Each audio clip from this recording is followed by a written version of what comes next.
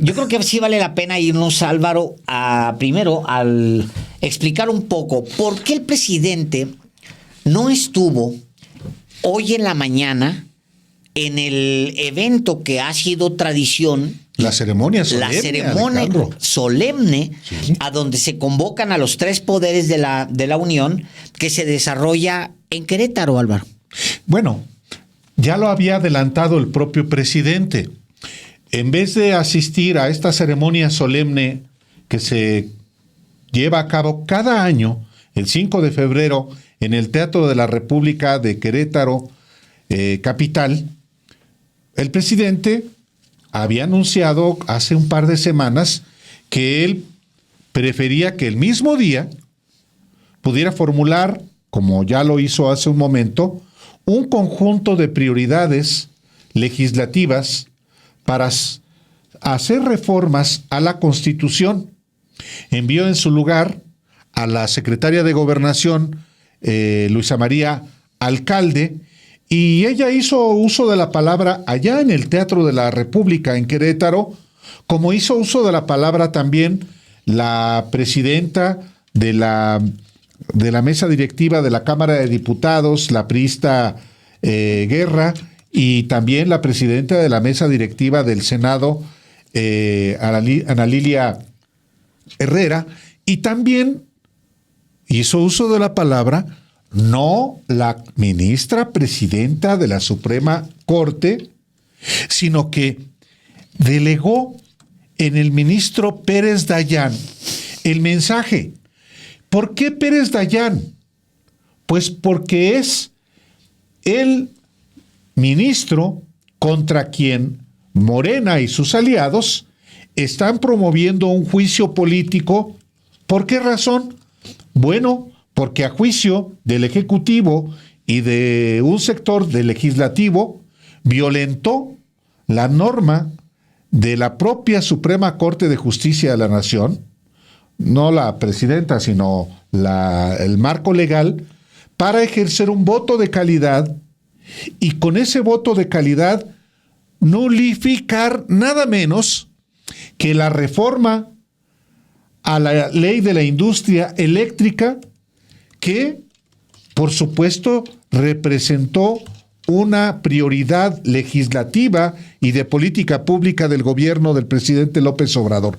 Por eso es importantísimo lo que pasó también en la mañana. Dice el ministro Pérez Dayán, hay que dejar al Poder Judicial de la política, haciendo él claramente política el día de hoy. Y la propia Corte de Justicia de la Nación, Alejandro. Estoy de acuerdo. De hecho es casi contraproducente el mensaje del mismo ministro Pérez Dayán. Es contraproducente porque a la vez que interviene en política, pide que no intervenga en política el Ejecutivo. Es muy extraño. Pero hay un párrafo en particular que es notorio dentro de su mensaje del día de hoy, que vale la pena leerlo íntegro porque es eso. Dice el ministro Pérez Dayán en esta intervención de la mañana, dice él, que es abiertamente un reclamo al Ejecutivo Federal, dice: en esta tribuna, y refiriéndose al Poder Judicial, Paulino Machorro y Narváez dijo, y cita él textual: el magistrado es igual al diputado. No es igual. No es igual al diputado y al senador. El magistrado es radicalmente distinto. Él no va en el ejercicio de sus funciones a representar a la opinión pública. No va a representar a nadie. No lleva el criterio del elector. Lleva el suyo propio. Simplemente se le nombra como persona en la cual se cree que se reúnen ciertos requisitos indispensables para llenar una función social. Dice, luego agrega, citando a Paulino Machorro, dice, él tiene que obrar en su función precisa, obrar quizás hasta contra la opinión de los electores. La esencia misma de la magistratura es muy distinta a la función social que ejerce el representante político. Es lo que él plantea, Pérez Dayán. Obviamente defiende el carácter personalísimo del juzgador. O sea, esta importancia de su criterio único que a veces, dice él, está en contra incluso de la opinión pública, Álvaro, ¿no? Y se entiende porque se trata de juzgadores que a veces tienen una presión externa que no aceptan porque su criterio se tiene que imponer porque representan más bien a la Constitución. Todo está muy bien, salvo una cosa. No tenemos confianza en los juzgadores. Fíjate bien, cita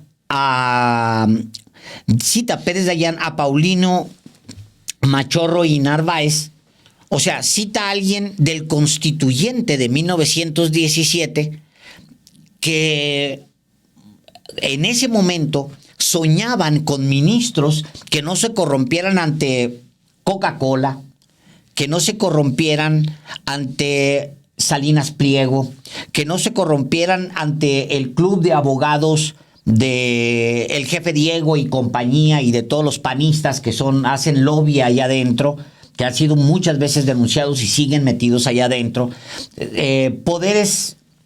Ministros que no se comprometían y magistrados que no se comprometían ante los poderes de facto, los Claudios X González, las Kimberly Clark y demás. Aquel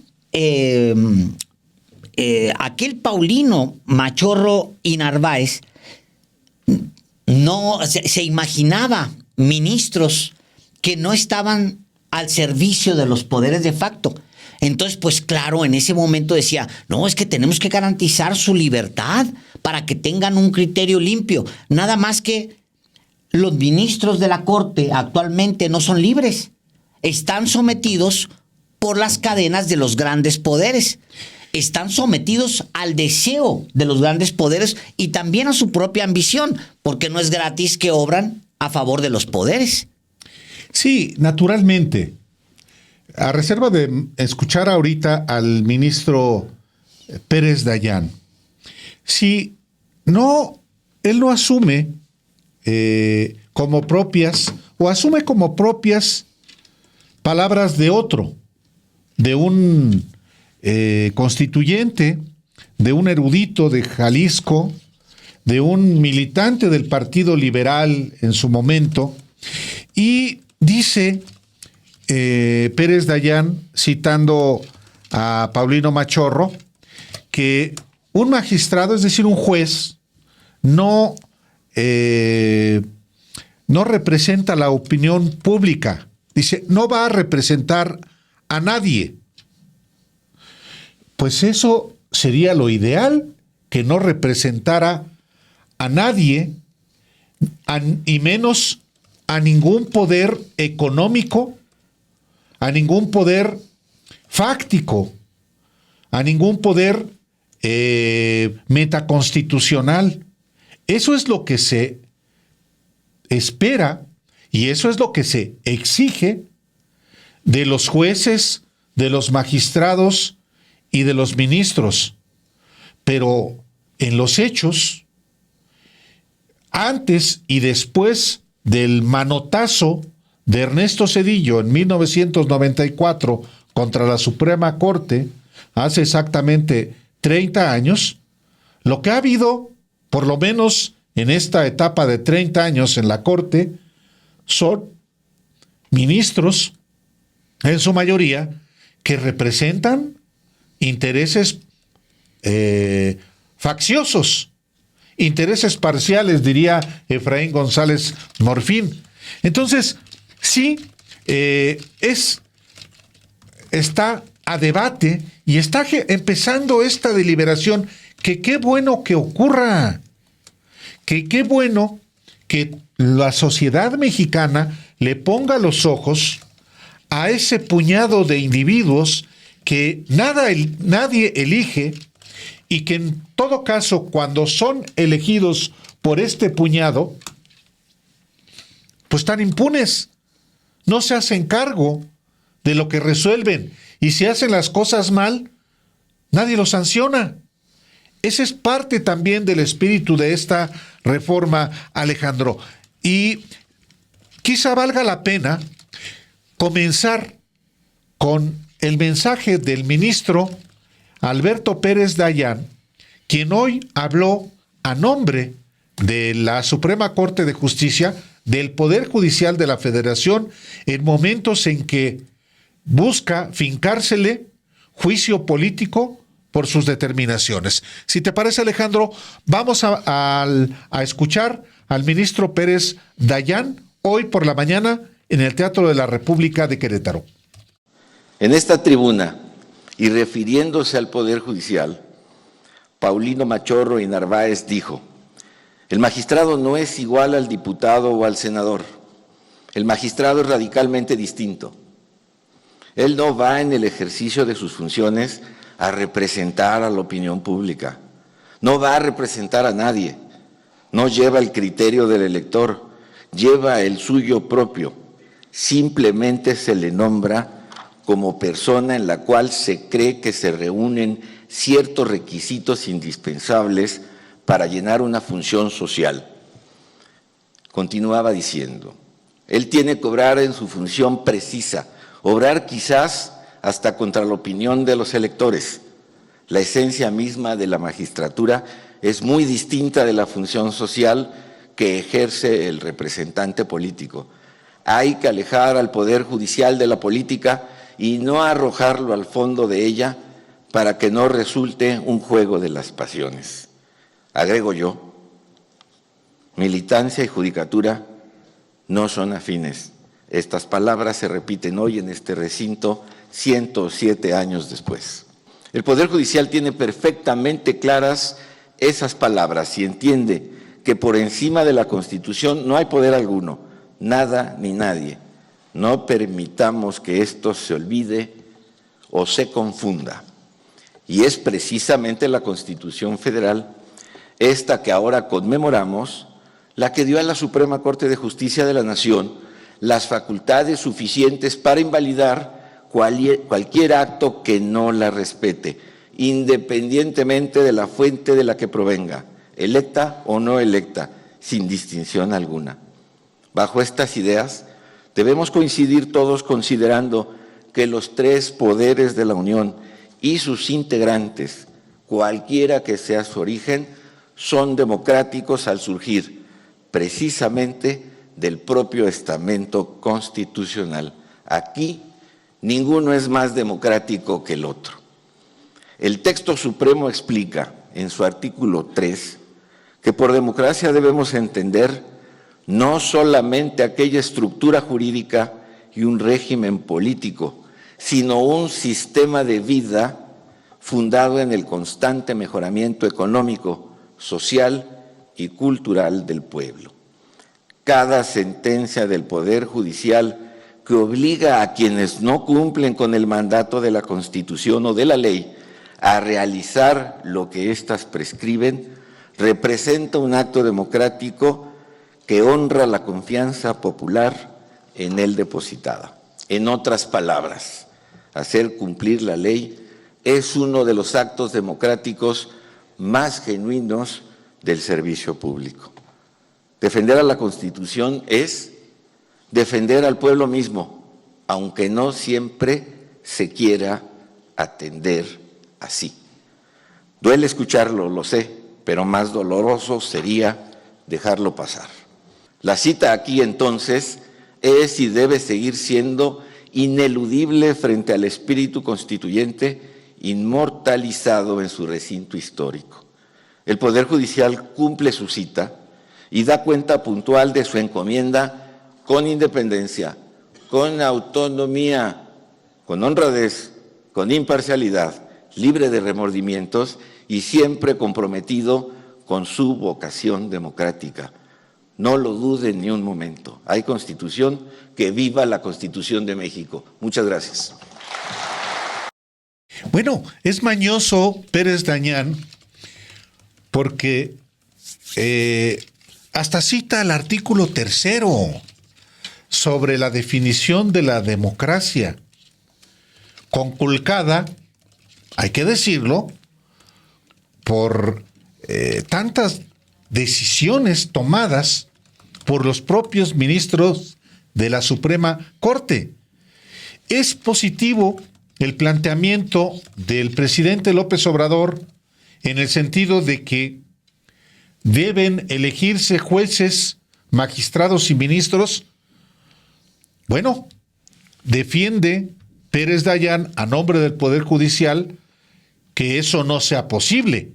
Bueno, hay que comenzar a discutir sobre esto.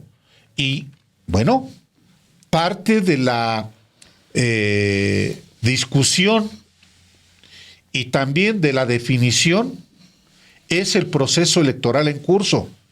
Si hay una mayoría constitucional que permite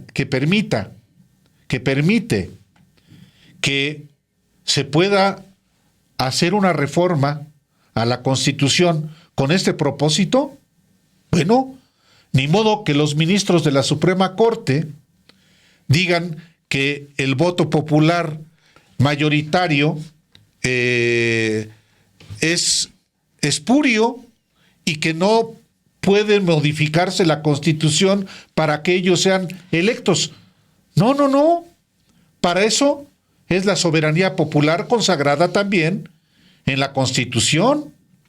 Y llegado el momento, también, si no hay una mayoría constitucional, como no la hay hoy, pues la reforma, la propuesta por el presidente López Obrador, pues no tendrá futuro.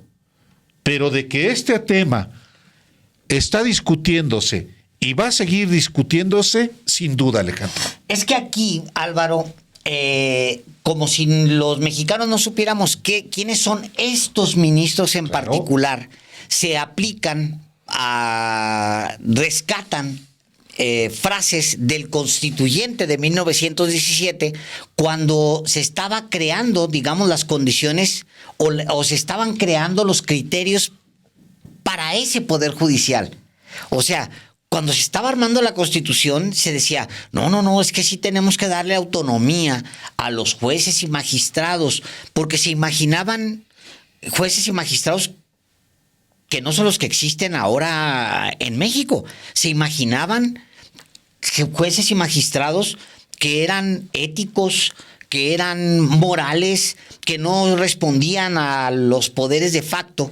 Entonces el constituyente del 17, bajo ese concepto de magistrados, de juzgadores en general, pues decía, bueno, es que tenemos que garantizarle la autonomía, pero también al mismo tiempo tenemos que garantizar, pues no podemos elegirlos como los senadores o como los diputados. No podemos, porque no representan, digamos, en general a la gente necesariamente, sino que están hechos para respetar la Constitución. Eso es lo que planteaba el constituyente. Pero aún dentro del constituyente, Álvaro, en el 17, había un pleito muy claro entre las corrientes que tenían pensamientos divergentes con respecto a esta misma posición. O sea, tan así es que había dos grandes grupos ahí, los carrancistas, digamos, que eran liberales, y los que estaban encabezados por Obregón, que era gente que creía en una constitución completamente social. O sea, aún allá había esa divergencia. El presidente, todo el mundo cuando habla del constituyente piensa en Carranza. En realidad, la gente cercana a Carranza, por decirlo de otra manera, era profundamente conservadora. Venustiano Carranza era un hijo de hacendado y hacendado él mismo, que no creía, por ejemplo, en entregarle a la gente la tierra. O sea, no creía en la reforma agraria. Se nos olvida que Carranza, pues sí, fue víctima, luchó por la República, pero él era un conservador, Carranza. Y al mismo tiempo había gente como Mújica, como el mismo Álvaro Obregón, como Soto y Gama, que defendían una constitución completamente social. Ahora, el presidente apela en su discurso al regreso de esa constitución social. De esa constitución, dice él, que defiende primero al pueblo de México y después se compromete con todo lo demás, pero primero defiende al pueblo de México. Y él plantea estas reformas como un candado en caso del regreso de los conservadores al poder, que siempre va a existir esa posibilidad. Incluso desde las fuerzas mismas progresistas puede haber un brinco hacia el conservadurismo. ¿Qué quiero decir? Pues que las fuerzas que lleguen al poder den de repente un vuelco hacia la derecha, porque ha sucedido en México muchas veces. El ejemplo más claro es después del general Cárdenas vino lo que no pensabas que iba a pasar, vino una cargada a la derecha, hasta llegar a un dictador y asesino como Díaz Ordaz.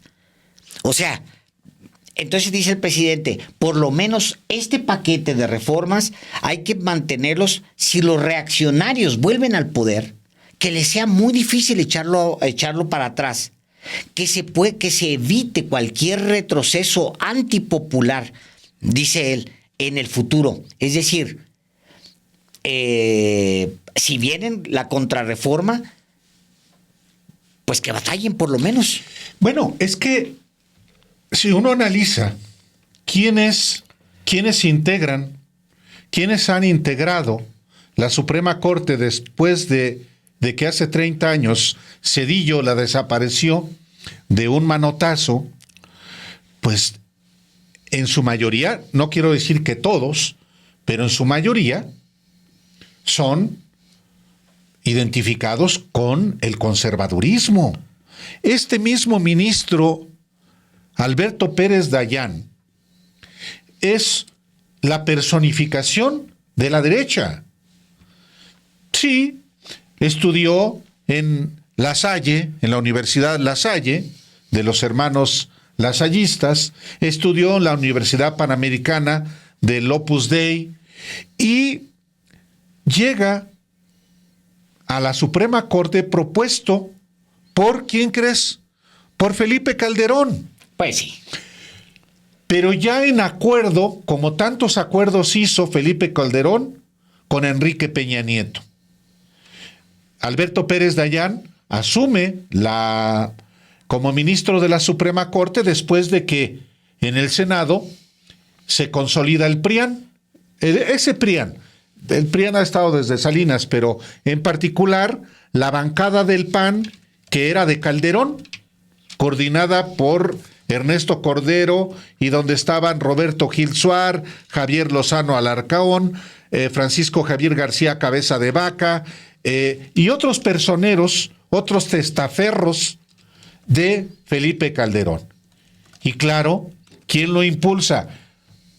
Pues lo impulsa a Pérez Dayán, el propio Enrique Peña Nieto, que era ya el presidente electo. ¿Quiénes estaban en el Senado? Pues el coordinador era Emilio Gamboa Patrón.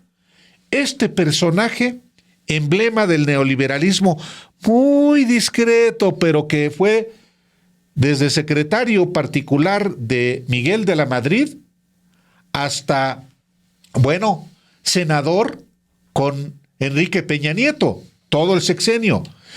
Doy estos datos porque a veces se pierde de vista cuál es el origen de cada ministro.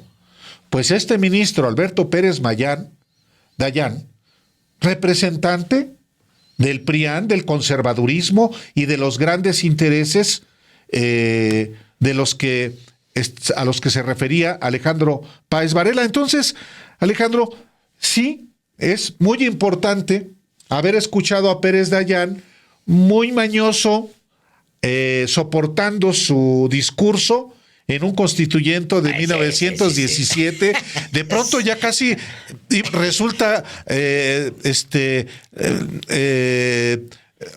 resulta ya prácticamente militante del Partido Liberal de los hermanos Flores Magón. Sí, claro. Casi Maderista. no, maderista pero más radical. Radical. Claro, porque habla como si todos supiéramos, como si no supiéramos de qué se trata la Suprema Corte, ¿no? ¿A quién le sirve? ¿A qué intereses sirven? ¿A quién sirve él? ¿Y a qué intereses sirven los ministros y los magistrados muchas veces? O sea, si no sirvieran esos poderes, claro que aplicaría cualquiera de las máximas o el espíritu que impulsó el constituyente del 17, obviamente. Pero como ellos responden a poderes muy particulares, como responden a grupos de interés, desde abogados, mafias de abogadillos hasta de abogadotes, para abogadillos, desde mafias de abogados hasta grandes corporativos, como responden a eso, pues no les aplica el constituyente del 17, hombre, que pensaba en ministros y magistrados casi virginales, ¿no? O sea, o al menos no corruptos. Claro, que tuvieran un criterio de justicia para interpretar la Constitución, efectivamente, para garantizar que la Constitución aprobada en el 17 no fuera mancillada como lo ha sido en estos más recientes décadas, Alejandro. Así es. Pues adelante, señor. No, te iba a decir, pero porque también en la misma ceremonia de Querétaro habló a nombre del gobierno de la República la secretaria de Gobernación, Luisa María Alcalde, quien, como lo expuso también hoy el presidente López Obrador, pues en el periodo neoliberal se crearon aparatos para proteger intereses privados sobre los públicos. Llegaron las privatizaciones, dijo la secretaria de Gobernación. Se instauró la mala idea de construir el bienestar desde arriba y con exclusiones. Y se trastocó así el sentido social de la propia Constitución.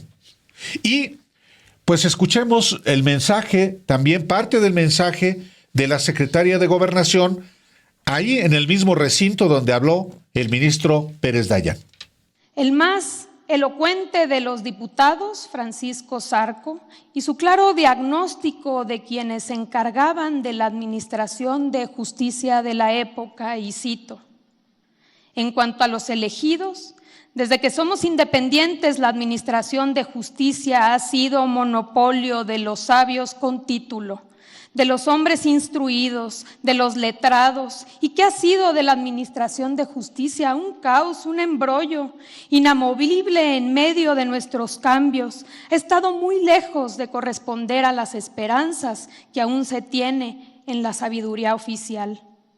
Con la defensa de Zarco se alcanza la gratuidad en materia de impartición de justicia. Ha pasado más de un siglo de aquel histórico momento, es cierto.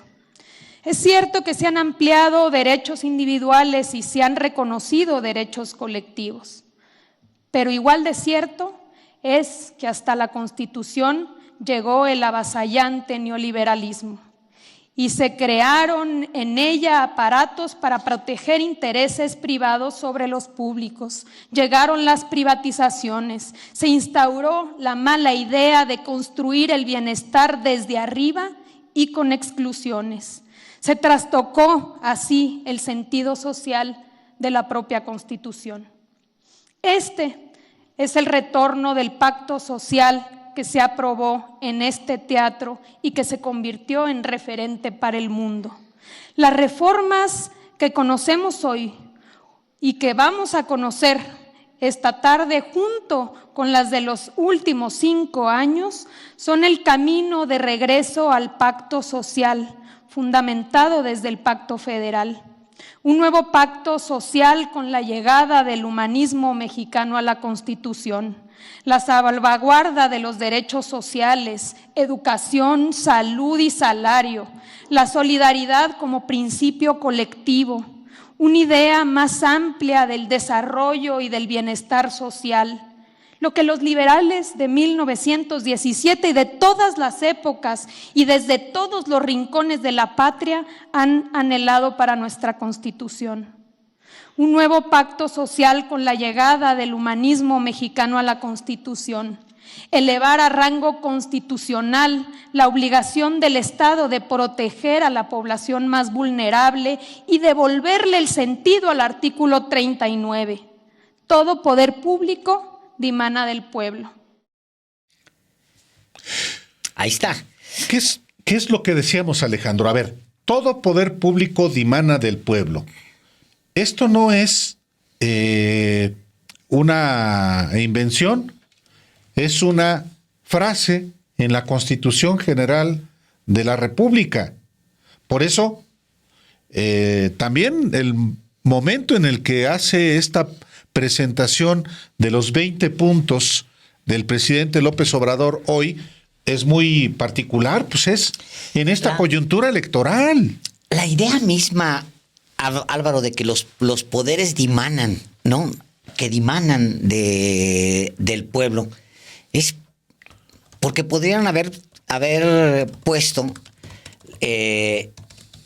no que dimanan, sino que provienen. ¿Por qué dimanan?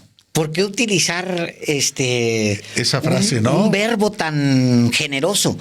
Porque al final, dimanar es como lo que sucede con las rocas en los manantiales, que el agua dimana. O sea, se filtra, cae, ¿no? Es la manera en que brota el agua en los manantiales, dimana. O sea, al final, los poderes vienen del pueblo. O sea, se filtran en el pueblo, proceden del pueblo. Entonces, su nobleza es la nobleza que le otorga al pueblo. Entonces no puede Pérez Dayán citar al constituyente del 17 cuando se imaginaban otros magistrados lejos de la corrupción para tratar de decir que estos poderes son independientes. No son como los legisladores, son independientes y no deben responder muchas veces ni siquiera al elector.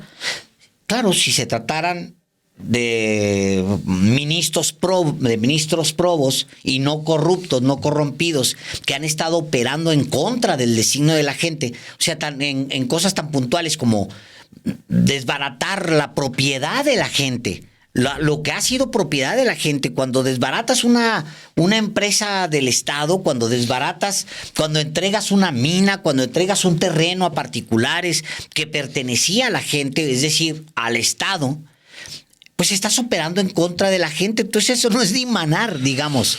El artículo 39 de la Constitución, que es de los pocos que después de 107 años se ha mantenido intocado, establece textualmente lo siguiente.